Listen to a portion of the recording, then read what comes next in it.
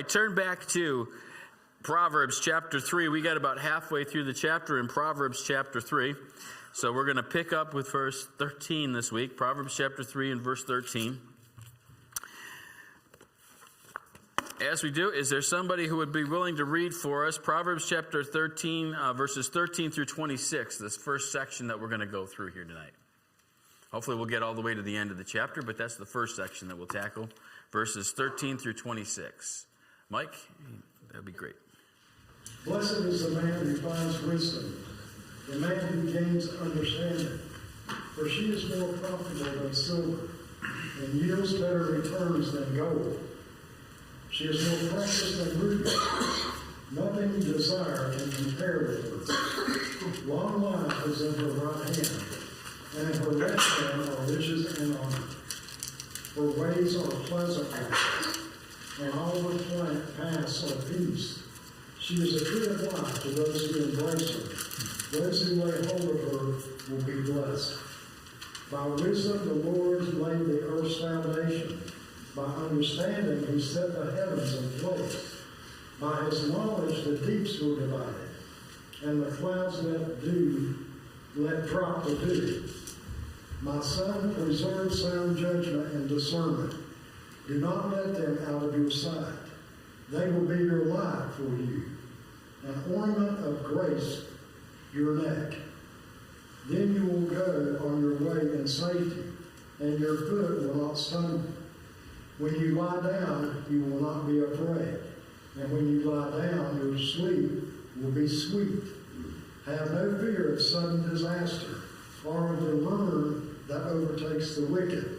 For the Lord will be your confidence, and will keep your foot from being snared.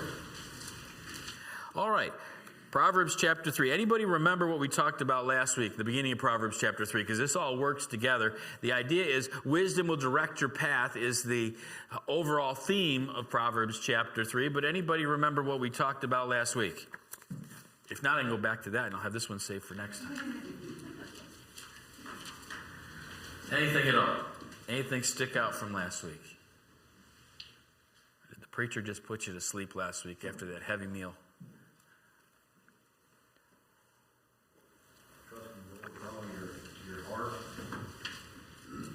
And what did we draw from that principle? Because it is going to be what Solomon builds on beginning in verse 13 tonight. Trust in the Lord with all your heart.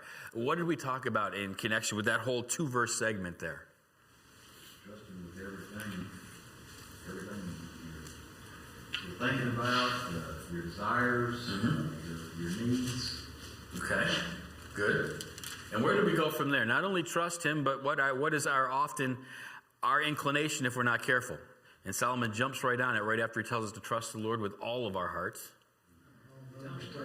And don't lean on your own understanding. So many of us think we have it figured out, and it just gets us into trouble. So Solomon begins by saying, trust the Lord with all your heart, and then don't get sidetracked by what you think. Find out what he thinks. And that's what and that's simplified, but this whole idea of living in wisdom is, what does God think about my situation or my circumstances or my next decision or my next steps or how I'm going to, and we're going to talk about a lot of those things. And so that's what Solomon's getting at when he talks to his sons, and he's leaving it for us. Trust in the Lord, but just don't trust in him with all your heart. If he says it, believe it with all your heart, and then don't get sidetracked by your own ideas. And the problem with that is, why do we and how do we get sidetracked by our own ideas? Maybe that never happens to you. How does your spouse or your friends get sidetracked by their own ideas? My wife's not in here, I'm safe. How does your spouse, what do you think? How do we get sidetracked by that? Why does Solomon even have to bring that up? I really should just pull his notes out again. Say what? I think we can handle it ourselves. We think we can handle it ourselves, Laney? I think we absorb the thinking of the world without even realizing it. Isn't that amazing? And I thought, now I'm going to date myself with this, but when I thought about that, I thought, you deserve a break today, so get up and get away. Where are you going to go? To McDonald's. Now, as a kid, and I you know what I would think partway through the day? I deserve a break today. That's not necessarily a biblical thing, but it sneaks in there because it's catchy. And that's kind of a simple one that's not too harmful. But do the world's thoughts and philosophies sneak into our thinking? I mean, you just look at, I'll take that just a second. You just look at even the advertising. One of the things that has it's been inserted intentionally into advertisements over the last, have you noticed anything creeping into advertisements more and more over the last 12 months? What are we finding? All about me. Gay couples. The LGBT community has taken over the advertising. You almost don't see any advertising now that doesn't have, and I don't watch much on TV, but much new. I like the older stuff. But if you look at even the ads for the newer programs, almost every one of them has an LGBTQ couple in it. And what did the Roman Catholic Church decide this week? Did you see that in the news? They cannot do the sacrament of marriage for them yet, but they're doing the next best thing. They are blessing the union of LGBTQ, same-sex couples, because of the pressure of the LGBTQ community on the church to say, look, we want God's blessing. And there was a cardinal, I didn't write down his name, who helped the Pope write up this proclamation that he made, because he was saying we can't be too morally critical of people who are looking for God's love and blessing. But God has something to say about that. But that creeps in, and most people that heard that, I heard that on Fox News, and they were claiming that was a wonderful thing. And I thought, oh, so much for Fox News, made me mad. But anyway, the world's thinking is creeping in all over the place. Why else is that such a temptation? Trust in the Lord with all your heart and lean not unto your own understanding. Because the Scripture speaks about we're led away by our own selfish desires. We are selfish, and we are led away by our own selfish desires. So selfishness is in there, and there's one other thing that really makes our own understanding dangerous for us. Our own selfish desires, and probably the number one thing we struggle with, our pride. Because we think we know better. Or we think we've been saved for so long we could figure this out ourselves. We know spiritual principles. And what Solomon is saying, don't think about it yourself. Think about what God says. Study what God says. Figure out what God wants you to do. So lean not under your own understanding. And that leads us to the next verse. And this is all building up to verse 13. I'm not just wasting time. But it said, trust in the Lord. Don't lean on your own understanding. And then what?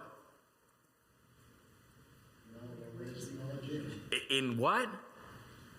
In all of our ways, acknowledge Him. And the problem with most of us as Christians is, most of us, if you're here tonight, the few and the faithful, we acknowledge God in our lives, or we wouldn't be here. The challenge is, do we acknowledge Him in all our ways? Or do we slip up here or there in certain areas? And so Solomon's looking and saying, trust in the Lord, don't lean on your own understanding, acknowledge Him in everything that you do. Whether it's the way you spend your time, whether it's the friend group that you choose, whether or not you show up at church, whether it's how you spend your money or what you do in your neighborhoods, all of those things are things that need to be impacted by this. And then he says, lean not unto your understanding, in all your ways acknowledge Him. And what's the promise? He will direct our paths. He'll direct our paths, and literally in the Hebrew it means He'll make your paths straight.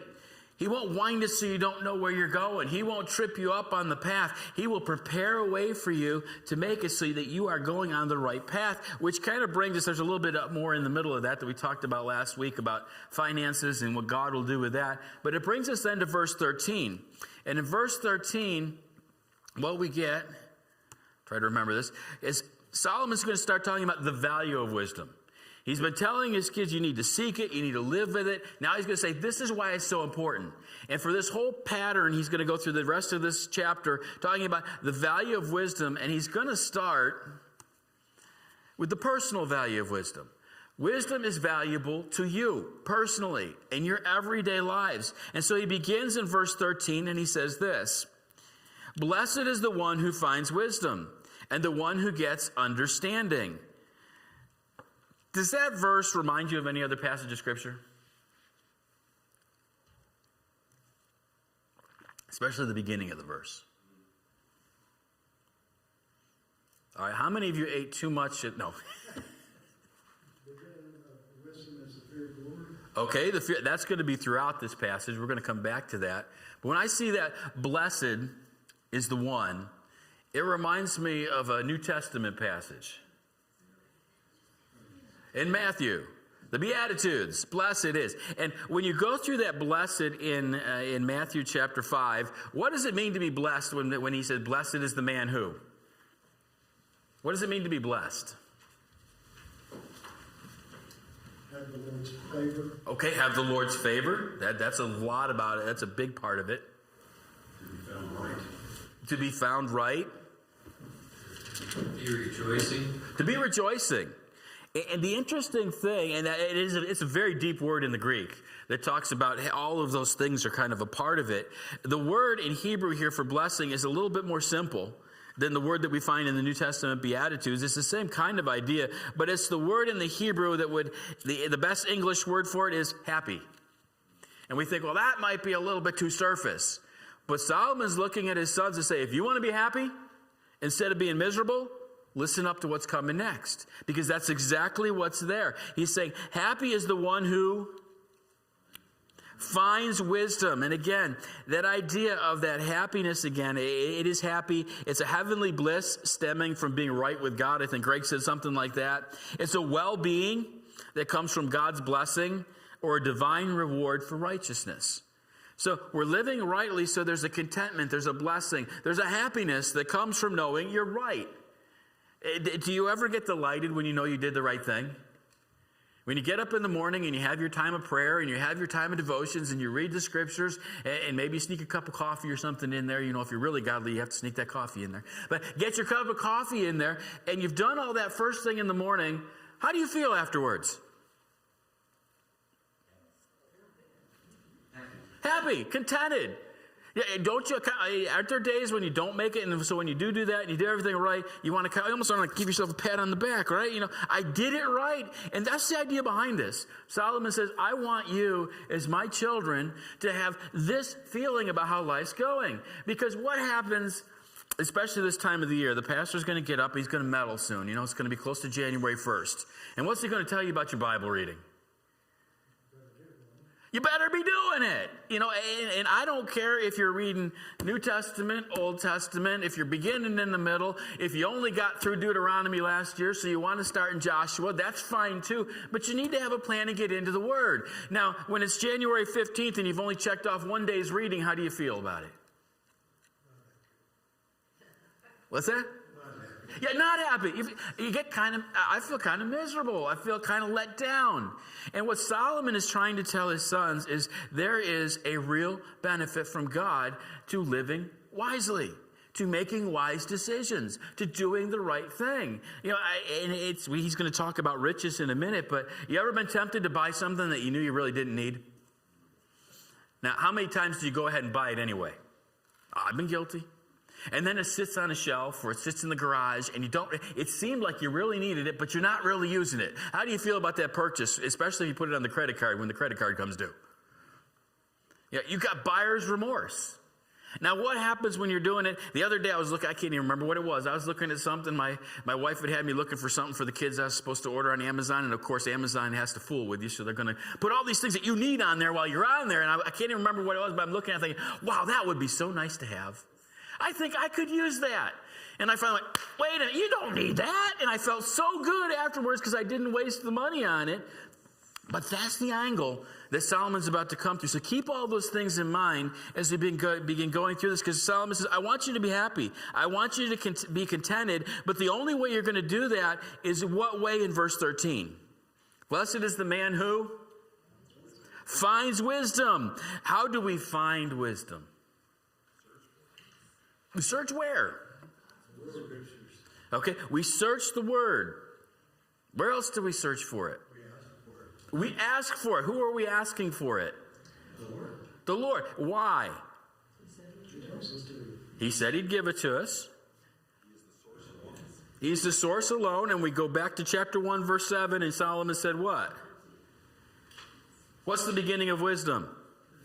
The fear of the Lord. So that relationship with God is where that starts. So we get into the Word because in the Word we find wisdom, God's instruction to us for living. It's in here. He said everything we need for life and godliness is found in this book. Everything. Can you imagine? It's all in there. So if we're confused and don't know what to do next, where do we need to go? Don't go to a friend unless he's going to take you here.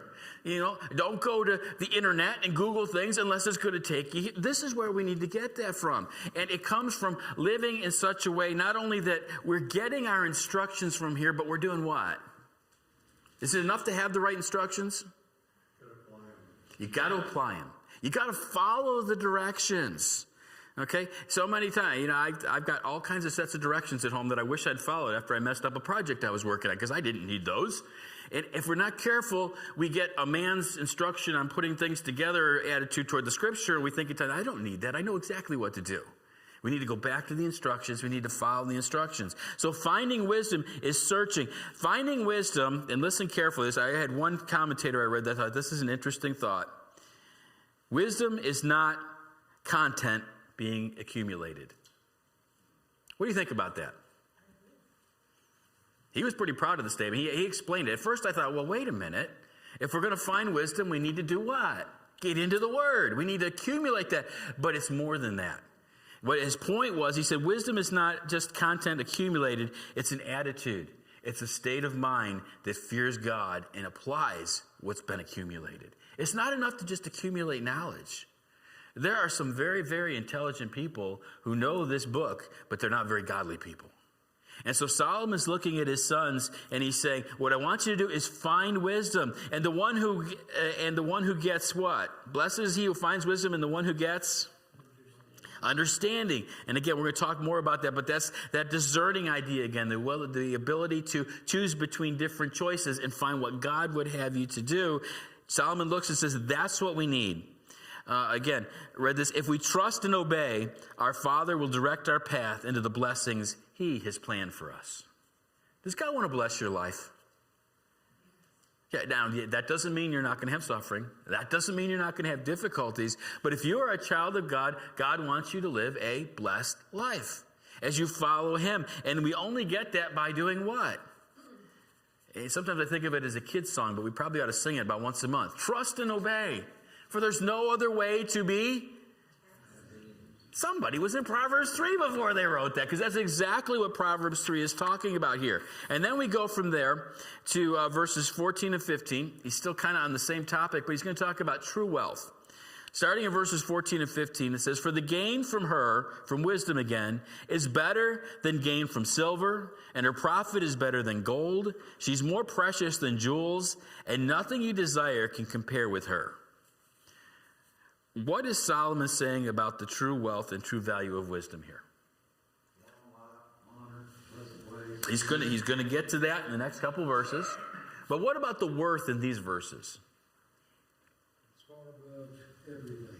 It's far above everything. Now, if you listen to too many people, you get all kinds of ideas. But with our economy the way it is right now, with the stock market the way it is, with Biden economics, which we're not ever sure what's going on with those, what do advisors tell you to do with your money? Buy silver. Isn't that interesting? That hasn't changed since the time of Solomon. Solomon looks and says, I know what's valuable to y'all. Silver, gold, precious gems. It hasn't changed over thousands of years. And yet Solomon looks and says, all of those things that we treasure most. These are things that people take. Go buy gold because you won't lose your investment. Now, it goes up and down, so they're not telling you totally the truth. But, it's like, this is something that you'll have. You can have and hold that. If your money's in a mutual fund and you pull that piece of paper out next month and it's dropped 50%, guess what? 50% of it is gone. Okay, if you're holding gold, you're still holding it. And Solomon's looking at his kids and saying, those things that you would think are most precious pale in comparison to the value of wisdom. And there's nothing that you have that can compare. So he's putting this kind of a picture out and then talking about what Greg had said there as we get into verses 16 through 18. He says, this is what wisdom will do. This is why wisdom is so valuable. Long life is in her right hand, and in her left hand are riches and honor. Let's start there. What's the picture here? Okay, he's got a picture here. This woman wisdom is holding things. What's she holding in her right hand? What's she holding in her left hand? Riches and honor. How many folks would like long life?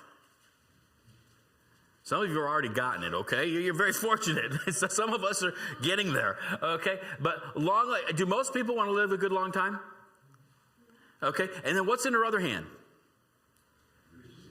Riches and honor. You know anybody who doesn't want to be well respected and be well to do?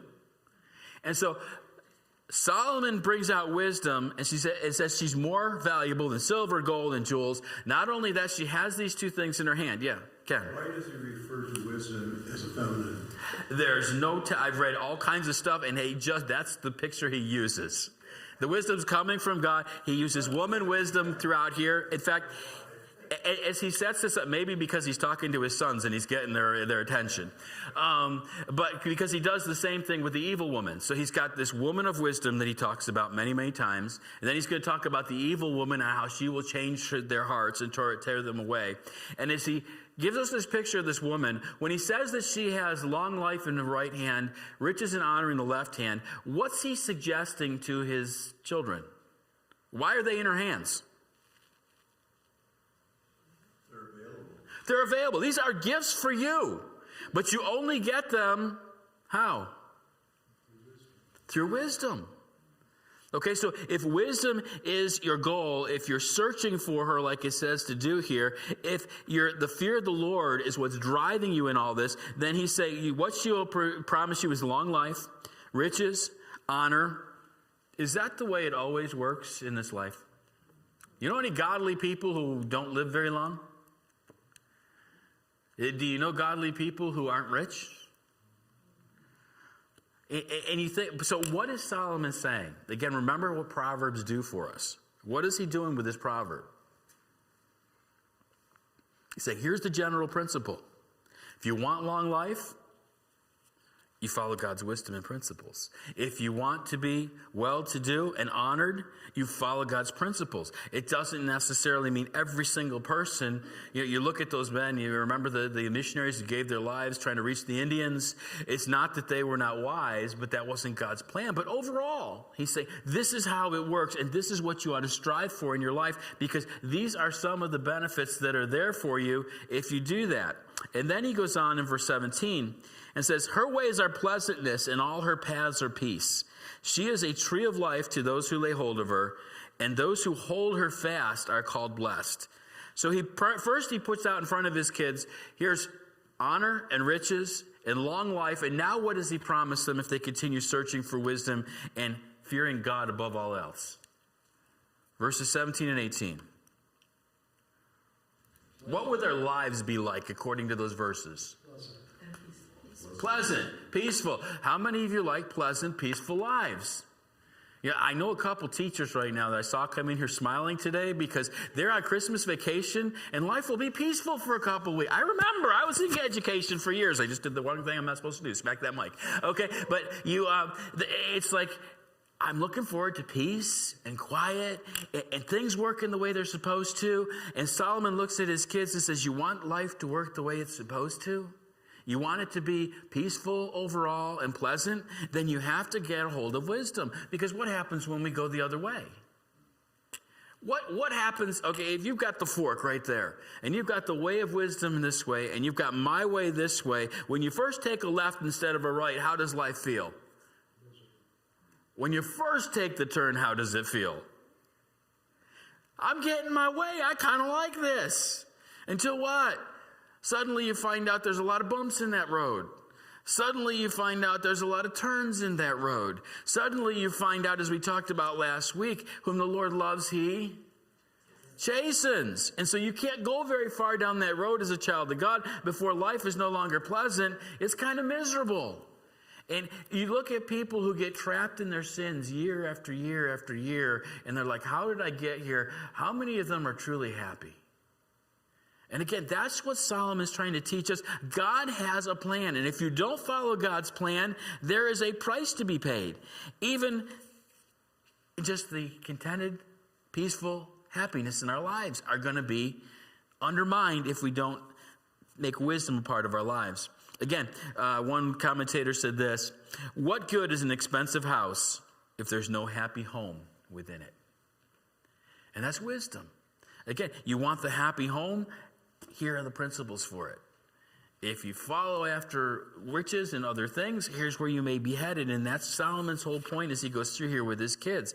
So first of all, he's talked about this true wealth, what it is, what they ought to be looking for. And then now he's going to talk about harmony with God's creation. It's a couple interesting verses, but there's a very good reason he goes here. Verses 19 and 20. Said, the Lord by wisdom founded the earth, and by understanding he established the heaven. By his knowledge the deeps broke open, and the clouds dropped down the dew. What did Solomon just say? It was easier with the silver and gold. I got into this one, I had to stop and think for a minute. What's that? He's referencing creation. Wisdom, that's where he's going with it. What part did wisdom play in creation? What is he alluding to? When you look at creation and all of the things, look at the way our body's put together. You know, he references here the way the water cycle works. Can you explain to me why we don't run out of water? And how, you know, it goes from here to there, and it goes to the ocean, but then it's back up and it's back down, and it waters the earth, and then we got dew on top of all that. What is he pointing at when he starts talking about creation here? God's order. That's exactly what he's talking about. He's looking and he's saying we need to be in harmony with God's order. Look at the way he founded creation. He founded the world, and by understanding, he established the heavens. How much do we really understand about the heavens? The further out we get, the less we know. You know, we send billion-dollar telescopes up there to get a peek all a long ways away, and we haven't got to the end of things yet. And God set all this in order. He's got everything the way it needs to be. And again, that whole water cycle and thing, it's all order. It's the idea, and this is where you have trouble when you really start talking with somebody who's a diehard evolutionist. It's like the order of creation points to an orderly creator. To think all of this happened by chance. And again, the more we study God's creation, the more we know. You study the human body. How many of us understand how the human body really works in totality? I was just going to say, you know, that's why they call doctors practicing medicine. And I saw it today. You know, Helen Stepp is up there. She's having problems with her heart. The doctor sincerely wants to help her with her heart. So you know what he's going to do? He's going to try a medication. And then what's he going to do? He's going to watch and see what happens. And if it works, he feels pretty good. And if it doesn't work, now he's got to try something else. But Solomon's beginning to look at it, says, you know why you need to fear the Lord? You know why you need to follow in his way? Because he has an order of things. He set everything in order. And his order is not only good, it's the only order that works if you want to be happy and blessed and not miserable. So he references the wisdom of God even in creation. And again, you know, we could spend some time. We won't because we're almost 7:15 already. But looking at some of the passages in the Psalms that talk about just standing in awe and wonder when we see God's beauty and God's creation and God's order. Because we have an amazing God. And so he just alludes to that as all of these two verses before coming up to the next section, verses 21 and following, a father's providential care. What is providence? I've got a book. This is one of my, you can check with me later. I have a 700-page book that's written by John Piper called Providence. And I bought it last year, and I told myself I was going to read it, and I made it 3 pages in, and I still have 697 pages. So I plan on reading that, because especially as I started studying this, I was reminded again of the importance of providence. When we talk about God's providence, what does that mean? Because that's what we're going to see in the next few verses. God's plan for everybody and everything in the universe. Okay, that's a big part of it. And we have what we call a sovereign. When I say we have a sovereign God, what do I mean by that? It's a big term. It makes me feel good. But what do I mean by that? He's the boss. He's in control. God's not only sovereign, but God works through his providence. What's the difference between God's plan, his sovereignty, and providence? It goes a little bit deeper. Action. Action for whom? It's for you and me. Yeah, from God to us. And so Solomon's about to talk about the sovereign God's providential care of each one of us. Do we ever doubt that care? Do we ever wonder, is God really paying attention? And so that's where Solomon's going to get. Look at verses 21 and 22. It says, my son, do not lose sight of these. Of what?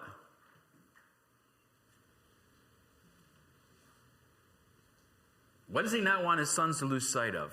Wisdom and understanding. Yeah, it says here, keep sound, and in case we didn't know, he's going to repeat it because he doesn't think his kids are going to get it. He says, keep sound wisdom and discretion or discernment. So what does he want us to keep our eyes focused on?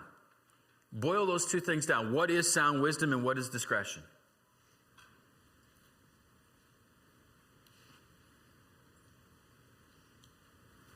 Is that healthy wisdom? Okay, it's a healthy wisdom. Sound wisdom is going to do what for us? As opposed to, it's a little bit different than the word discretion. Keep us in healthy relationship with God. Okay, sound wisdom, we could say sound judgment in some ways, the way that's worked. It's a wisdom that leads to practical success. We want to be successful not in our eyes, but in God's eyes. And so that sound wisdom, he's saying, my sons, keep your eyes focused. Don't lose your focus on God's wisdom for what it means to be successful. And then not only sound wisdom, but discretion or discernment. What is the difference between that and the sound judgment that will lead us to success? When we say discernment or we just say discretion, when Solomon looks at his kids and says, do not take your eyes off discretion, what's he after? Choose. Yeah, it's how do you make the right choices in life? How do you make effective choices in life? It's thinking through the consequences of my actions and then choosing the most effective way according to God's dictates. And so Solomon's looking and saying, keep your judgment where it needs to be. Why is it at times that we don't have sound wisdom or discretion? What causes that? Pride, again. Selfishness, again. And what kind of circumstances do we get into when often we don't exercise sound wisdom and discretion? Sin? That's definitely going to be sin. What kind of situations in which we find ourselves in sin? Solomon kind of talked about it in chapter 2. I know it was a long time back because I'm moving too slow, but chapter 2. Sometimes you get with other people. Do other people always give you sound wisdom and discretion when they want to do things? Do they think they're giving you sound wisdom and discretion? Yeah, it's again, lean not on your own understanding. There's lots of people with opinions, and if you want them, they'll be happy to give them to you. But Solomon's saying, as you hear all these things, as you are influenced by people around you, as you are influenced by other thoughts, keep your eyes focused on sound wisdom from the scriptures and keep it focused on discretion. You've got to take this and apply it to life, or it's not worth anything to you. Again, a head knowledge that doesn't hit the heart and lead to obedience is not worth what we think it is. And so Solomon's saying, keep your eyes focused on these things and don't lose them. Verse 22, he says even this much about it. For they will be life for your soul and adornment for your neck. What does he mean by that? He's saying if you keep sound wisdom and discretion, you keep focused on them, what will they do for you? You're going to look good. Yeah, basically, he's like, your life's going to be going in the right direction. They will be life for your soul. It's almost like they will be a breath of fresh air for you. So that you are excited about the direction you're going. You're excited about what God's doing in your life. And an adornment for your neck. We're getting to Christmas time. Why do men buy jewelry for women at Christmas time? Some of you are looking at me like, we do? You're in trouble if you don't. I'm telling you, you've missed the boat somewhere. But why is that such a popular gift often? Silver and gold. And silver and gold worn around the neck is for what? Beauty. It beautifies that. And so Solomon's looking and saying, you want to have a pleasant life and you want to have a life that looks pleasant to other folks? Keep sound wisdom and discretion ever before you. Then verses 23 and following. Then you will walk on your way securely, and your foot will not stumble. If you lie down, you will not be afraid, and when you lie down, your sleep will be sweet. Do not be afraid of sudden terror or of the ruin of the wicked when it comes, for the Lord will be your confidence and will keep your foot from being caught. Verses 23 through 26, what are the main things being taught there? You think if you do these things, here's the benefits. Yeah, Renee. Wisdom can have a positive effect on your life. A huge positive effect. And he goes into some specifics here. What kind of specifics? How will wisdom have positive impact on your life according to these 4 verses? You won't be afraid. You ever worry about what's going to happen next? That's kind of the idea behind here. Solomon saying, you don't have to worry about what's going to happen next if you believe in the providence of God and the fact that he's looking over you and you're doing the right thing. Now, when you do the wrong thing, do you have reason to be afraid and worried? Does it ever, you ever treat somebody wrong, just do the wrong thing, make the wrong choice. And you go to get ready to go to bed at night, and what starts happening? That conscience starts kicking in, and you start thinking about it, and you're troubled all night long, and you can't sleep. And Solomon's looking and says, you want to sleep well? You want your sleep to be sweet? Follow God's rules, follow God's wisdom, and you'll never have trouble sleeping. You won't worry at night. You won't have to count sheep because the great shepherd's going to be looking over the top. And when we get there, it's an indication of, if we're worrying all night long, what's it an indication of? Unbelief. Yeah, be careful because you probably slipped into that lean not unto your own understanding. Often when we worry, it's because who can't figure out what's coming next? Is God wondering what's coming next? When I read Isaiah 40, I love the end of that chapter because it basically tells us God's not wondering and God's not worried.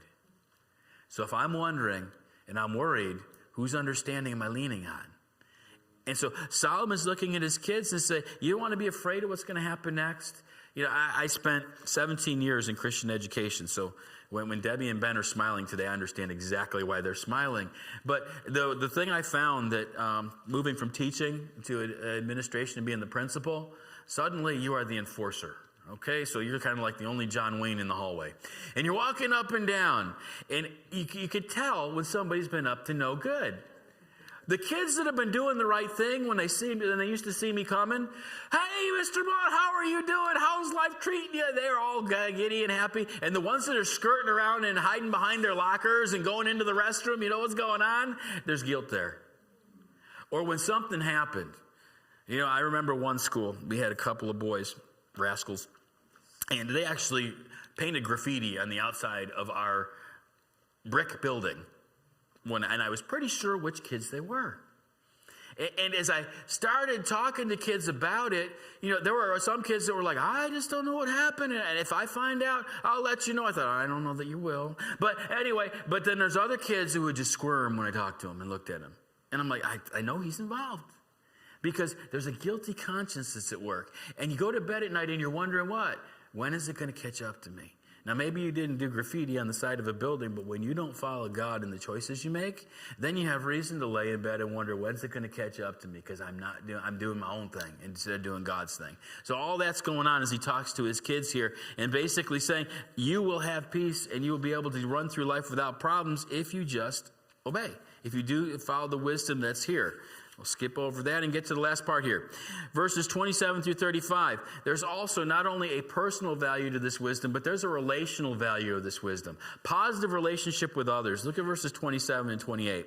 Do not withhold good from those to whom it is due, when it is in your power to do it.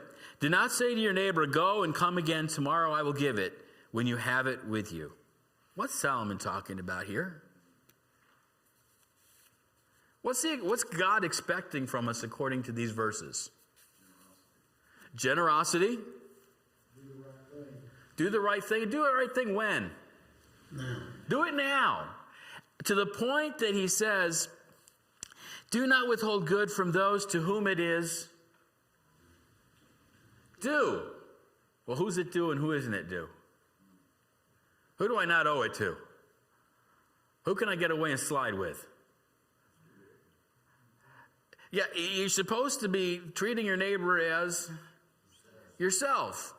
And again, we look at that, and so Solomon's setting this up under the inspiration of the Spirit, obviously, but saying, don't withhold the good to those for whom it is due. And who are we supposed to be good to? Anybody that God gives us the ability and the power to do that to. Do not say to your neighbor, come again tomorrow and I will give it when you have it with you. So you need to take care of those things now. You need to be using the resourcefulness and the discretion that he talked about in verse 21 in our relationship with our neighbors. Because this wisdom thing comes out in our daily lives. Any of you got one of those neighbors that you'd rather didn't live in the neighborhood? How do we apply these verses? I got one. I read those verses. I said, Lord, does this apply to? And I filled his name in the blank.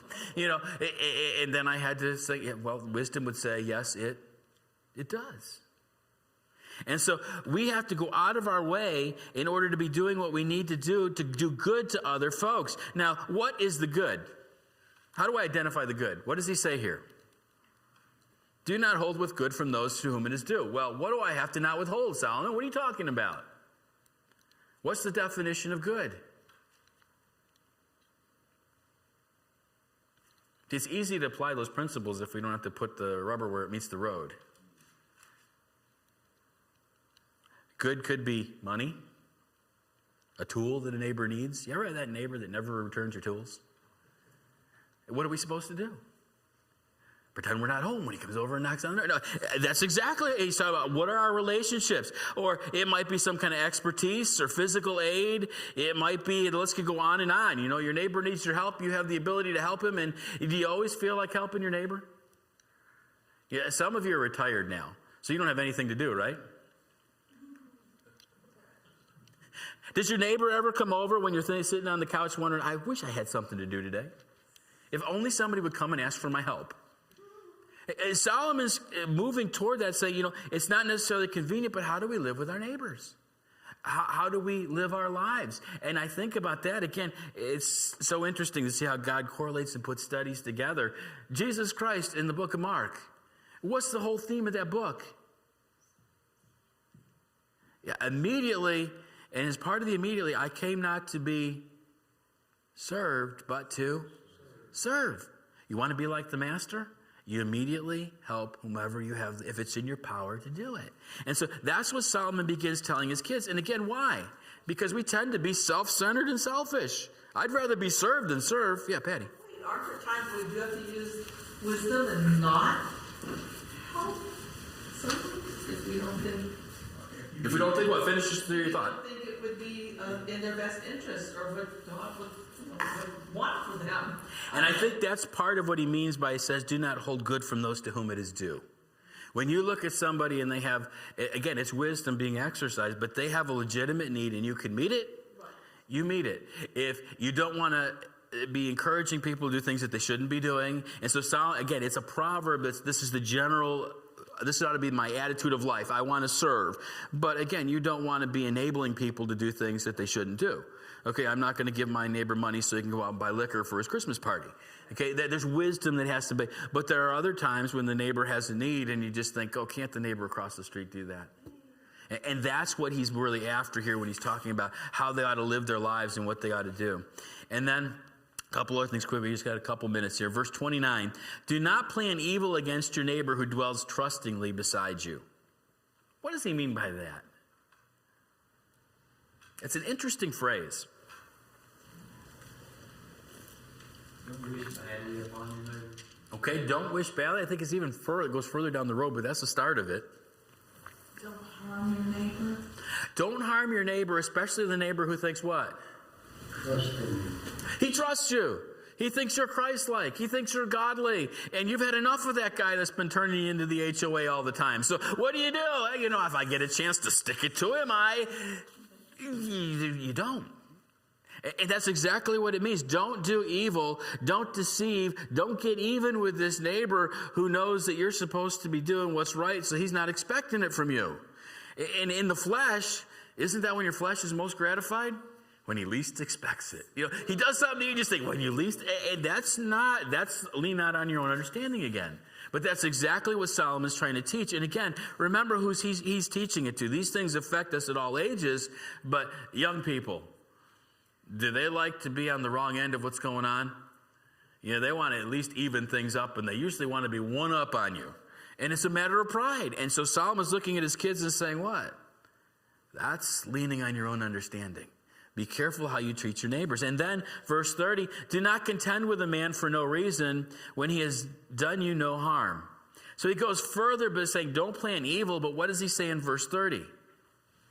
The idea there is don't make false accusations against your neighbor. Don't be taking your neighbor to court or accusing him of things when you kind of know it's probably as much your fault as his or whatever it may be. So again, it's all this community and how you work. And then verse 31, he goes even further in our relationships. Do not envy a man of violence and do not choose any of his ways. Why would Solomon say do not envy a man of violence? What's the picture there? It may tempt one to be violent. Okay. And take into his own hands whatever he thinks it is to do. Yeah, when people get over the top in the way they're dealing with you, what are they trying to do? Have power and get their way. And that's exactly what he's saying. Don't look, and you look at that and you think, wow, wouldn't it be nice for everybody to just back down and give me my way? Again, that's our pride. That's our selfishness working. But when you see somebody who operates that way and they get away with it, Solomon's looking and saying to his son, don't envy that.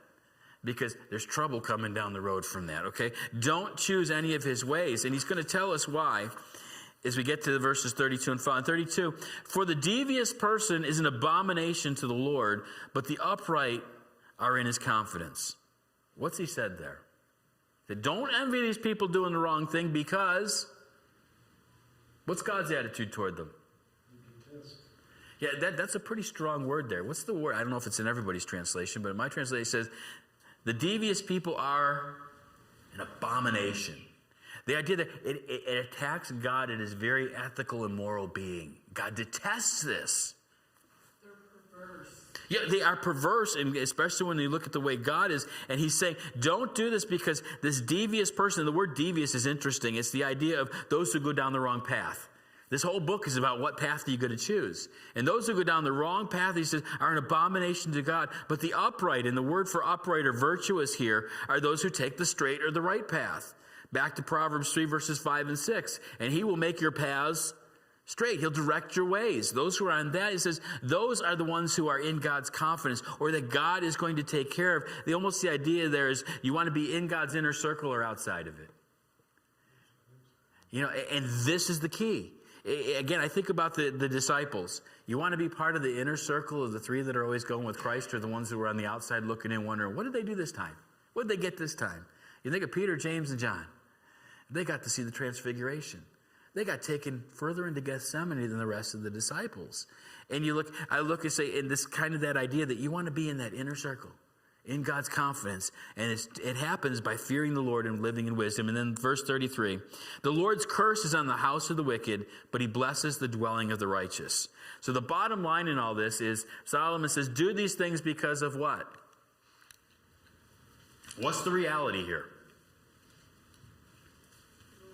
You got two choices. You can be blessed or cursed. And look at the impact that you have on the lives of others. It doesn't say the Lord's curse is on the wicked and he blesses the righteous, does it? What does it say? It's on the whole household. So if you follow the wrong path, you're going to drag people with you. And your household is going to be cursed. Does that ever pan out for us in the Old Testament scriptures? Are there pictures of that? They go into Jericho. God wipes out the walls. They have a great victory. What does Achan do? He sins. He hides things, takes things he wasn't supposed to. When the judgment comes down, who gets judged?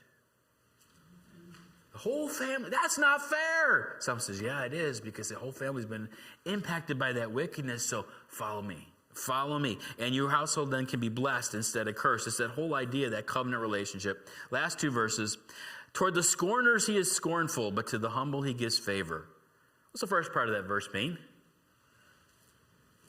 God mocks the mockers. It almost sounds a little irreverent, doesn't it?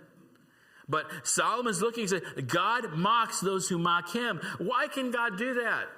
Because God is so much more powerful. God is in control, and God knows what their end is going to be. And people may talk big when they talk against God, but God is going to have the final say, the final word. But to the humble, he gives favor. Is it easy to be humble? If I'm humble, who's going to take care of me? God is. Instead of me taking care of me, God's promised he would. And that's where he leaves this last verse, verse 35. The wise will inherit honor, but fools get disgrace. God in his providence will give those who follow his word honor. Now, you may not be honored in the world, but you're going to have honor before God. You're going to have honor before God's people. And the wise, the fools will get disgraced. Their end is coming eventually. Sometimes it takes a great deal of patience, prayer, and wisdom to rightly relate to the people who we don't want to. Christians in our who we don't want in our neighborhoods, especially as Christians, but perhaps that's why God put us there. When you think about that whole end of this, maybe God put you in that neighborhood next to that neighbor where he's saying, you do good right now, and you treat him right, and you show him godly love and compassion because God's put us there to demonstrate wisdom, true godly wisdom to them. Not easy, but where we ought to be if we want our lives to be what they ought to be in Christ.